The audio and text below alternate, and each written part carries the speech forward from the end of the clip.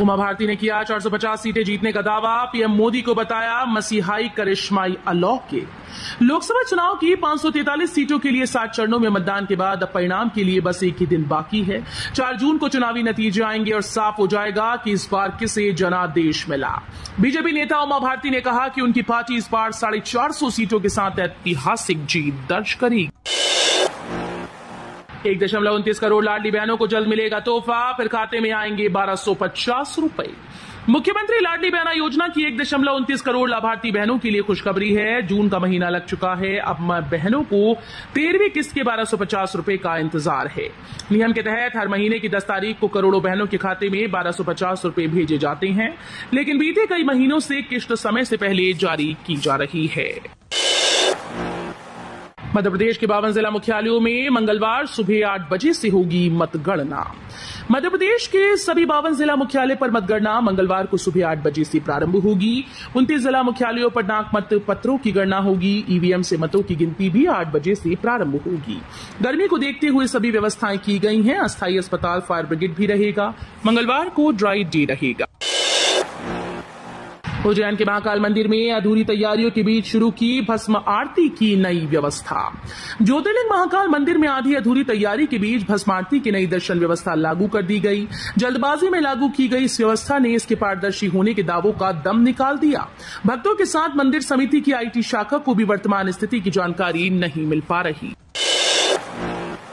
Heritage train में सवार होने के लिए अब इंदौर से सीधे ट्रेन में पहुंच सकेंगे पाताल पानी।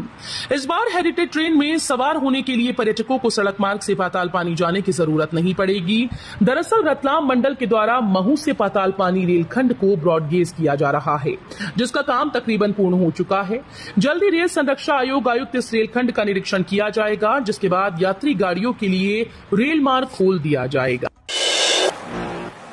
मतगणना केंद्र के 100 मीटर के दायरे में mobile, cardless phone, wireless set का उपयोग प्रतिबंधित।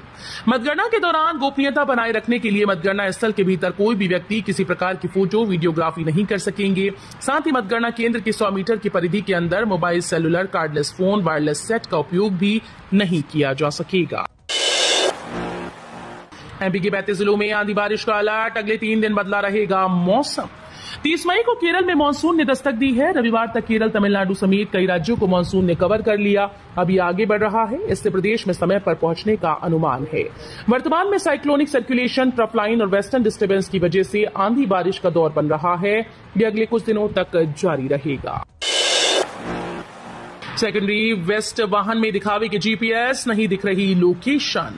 नगर निगम द्वारा ग्वालियर में कचरा कलेक्शन के लिए लगाए गए सेकेंडरी वेस्ट वाहनों में लगे ग्लोबल पोजिशनिंग सिस्टम सिर्फ दिखावा साबित हो रहे हैं। इन अनुबंधित वाहनों की जीपीएस लोकेशन कुछ और दिख रही है और वाहन कहीं और संचालित हो रहे हैं। पिछले दिनों निगमायुक्त के निरीक्षण में यह गड़बड़ी सामने आ चुकी है, लेकिन इसके बावजूद इस समस्या का कोई निराकरण नहीं हो पा रहा। आज काउंटिंग हेडक्वार्टर पर पहुंचेंगे बीजेपी के काउंटिंग एजेंट्स। 4 जून को लोकसभा चुनाव की मतगणना होनी है। काउंटिंग को लेकर बीजेपी और कांग्रेस दोनों ही दल तैयारियों को अंतिम रूप देने में लगे हैं। बीजेपी के काउंटिंग एजेंट सोमवार शाम को काउंटिंग हेडक्वार्टर पर पहुंच जाएंगे। कांग्रेस के काउंटिंग एजेंट्स मंगलवार को ही सुबह 7 बजे मतगणना स्थल पर पहुंचेंगे।